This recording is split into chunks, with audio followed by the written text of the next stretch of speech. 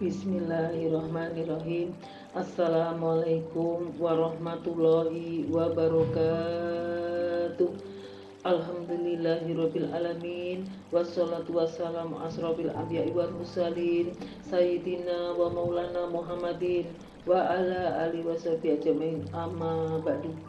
Sebagai hamba Allah yang beriman, marilah kita panjatkan puji dan syukur kehadirat Allah Subhanahu wa taala yang telah memberikan kekuatan, kesehatan lahir dan batin kepada kita semua, sehingga kita dapat berkumpul di tempat ini dalam rangka menghambakan diri kepada Allah Subhanahu wa taala. Sholawat dan salam tidak lupa kita kirimkan kepada junjungan kita Nabi Allah Muhammad SAW yang telah mengantarkan umat manusia dari peradaban hidup yang jahiliyah menuju pada peradaban hidup yang modern, yang penuh dengan kemajuan ilmu pengetahuan dan teknologi seperti yang kita rasakan pada saat ini. Semoga kita semua termasuk hambanya yang taat, yang berhak mendapatkan syafaatnya di hari akhir kelak. Amin ya rabbal alamin. Perkenankanlah saya pada kesempatan ini untuk menyampaikan topik yang berjudul cara mendapatkan ridho Allah. Pendengar yang berbahagia, setiap mukmin yang ia harapkan dan yang paling besar pengharapannya adalah mendapatkan keridhaan Allah Subhanahu wa taala. Karena keridhaan Allah baginya segala-galanya. Sebab apabila Allah ridho kepadanya, maka Allah pasti berikan kepadanya berbagai macam inayah, taufik, rahmat dan kasih sayangnya. Sebaliknya apabila Allah murka kepadanya, maka apalah kehidupan untuk manfaat di dunia dan akhirat. Sebab kalau Allah murka, Allah pasti halangin dirinya dari rahmat dan hidayahnya. Maka seorang mukmin berusaha sekuat tenaga mencari ridho Allah Subhanahu wa taala dalam setiap gerak-gerik hidupnya, dalam setiap aktivitasnya, karena tujuan hidupnya memang akan kembali kepada Allah Subhanahu wa taala. Ada sebuah amal yang paling kita amalkan dan kita jaga akan menjadi halal keridhaan Allah Subhanahu wa taala. Disebutkan dalam hadis Rasulullah SAW bersabda, "Man min muslim au nisani au abdi yakulu hidna yusu wahidna musbihu radditu lillahi rabbah wa bil islami dinah wa bil muhammadin dabiya illa khana haqqo alallahi an yurdiyahu yaumal qiyamah." Tidaklah seorang muslim atau manusia atau seorang hamba berkata ketika menjelang sore dan pagi hari, radhiyallahu anha, Islam sebagai agamaku dan Muhammad sebagai nabi, kecuali Allah berhak untuk meridhoinya pada hari kiamat. Hadis riwayat Ibnu Majah. Saudaraku sekalian, ucapan ini ucapan yang sangat ringan di lisan kita, namun pahalanya sangat besar dan maknanya pun sangat dalam sekali. Seorang hamba berkata, "Radiyantu lillahi rabbah." Aku ridho Allah sebagai Rabb. Pernyataan yang membutuhkan pada konsekuensinya ketika ia menyatakan aku ridho Allah sebagai Rabbku, berarti dia harus hidup dengan ketentuan-ketentuan yang Allah tentukan dalam hidupnya, dengan semua takdir yang Allah berikan kepadanya, dan dia yakin bahwasanya semua yang Allah tentukan untuk dirinya itu yang terbaik dalam hidupnya. Karena ia yakin bahwa Allah tidak mungkin menzalimi hamba-hambanya. Ketika ia berkata, aku ridho Allah sebagai Rabb, berarti dia sudah siap untuk senantiasa sami'na wa ata'na kepadanya, untuk senantiasa patuh dan tunduk kepada semua perintah-perintahnya, dan siap untuk menjauhi larangan-larangannya. Dia yakin bahwa semua perintah Allah pasti maslahat dalam hidupnya. Dia yakin pasti semua larangan-larangan Allah mengandung mudarat yang besar.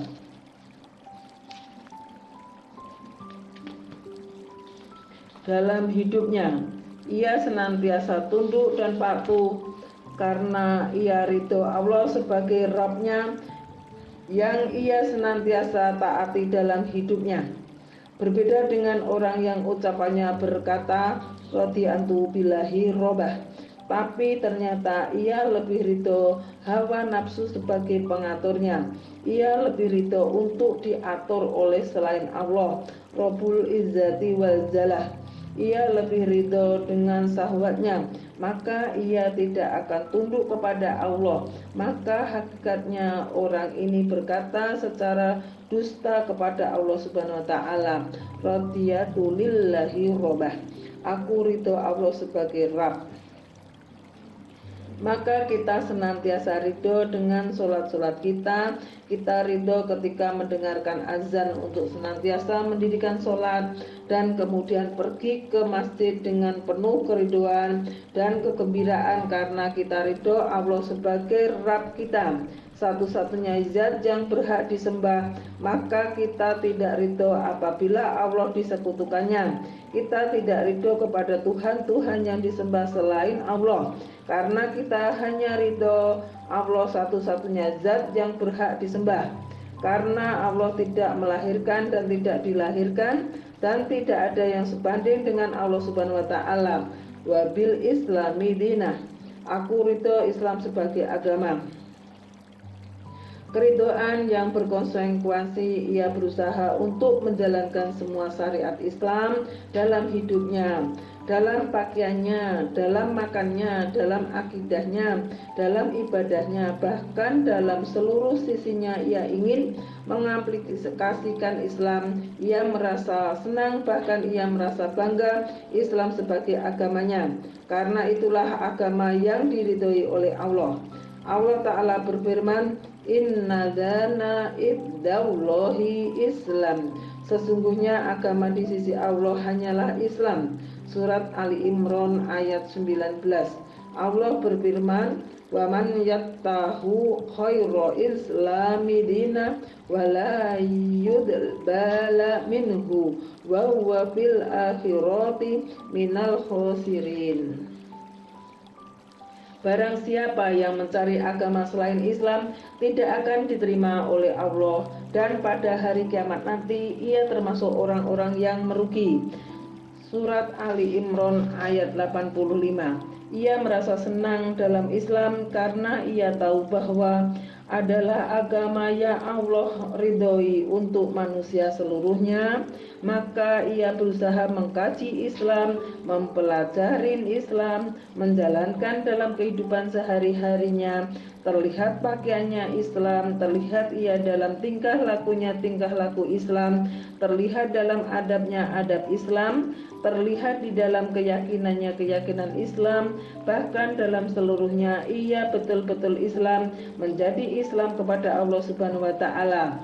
Seorang muslim yang menyatakan aku ridho Islam sebagai agama, maka akankah ia kemudian tidak merasa ridho dengan aturannya yang Allah turunkan berupa aturan Islam yang sangat indah ini? Seorang muslim tentu ia sangat ridho dengan Islamnya, karena kalau tidak diperhatikan, Islam itu agama yang sangat indah sekali, yang senantiasa memerintahkan segala macam kebaikan dan melarang dari berbagai macam keburukan. Islam mengajarkan kepada kita keadilan. Islam memerintahkan kita untuk berbuat baik kepada manusia, berbakti kepada orang tua, menyambung silaturahmi, berkata yang baik, dan tidak menjadikan kita sebagai orang-orang yang senantiasa mengharapkan kehidupan dunia, karena orientasi Islam adalah kehidupan akhirat. Ketika seorang mengharapkan keridhaan akhirat, maka Allah pun perbaiki kehidupan dunianya. Demikianlah ceramah yang dapat saya sampaikan. Semoga bermanfaat untuk kehidupan kita semua, baik di dunia maupun di akhirat kelak. Semoga Allah selalu meridhoi langkah kita dan selalu memberi kita perlindungan. Wabillahi taufik wal hidayah. Wassalamualaikum warahmatullahi wabarakatuh.